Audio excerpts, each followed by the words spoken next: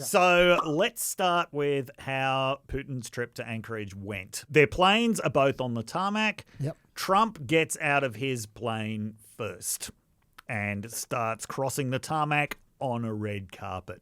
Then Putin gets out of his plane and starts crossing the tarmac on his red carpet. Now, even the order in which this has happened, you might see that as a reversal of the actual kind of order of power. Trump is the one waiting for Putin. Applauding. Yes, and applauding. Yes. Waiting for Putin. That is just good host etiquette. Sure. Applauding him, well, you can imagine how that played on Russian state media. That's all I'm going to say. Now, I don't think that was necessarily Trump being particularly obsequious.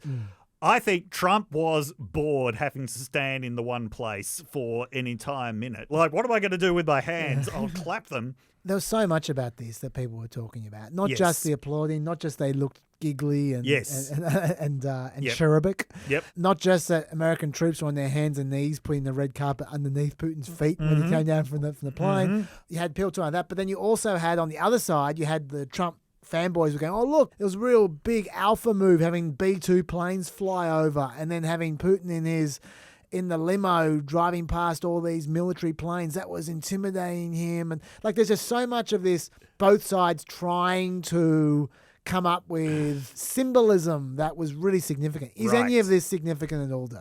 Well, I don't think that little exchange was actually particularly significant. There was other stuff later on that happened that was quite significant. Okay.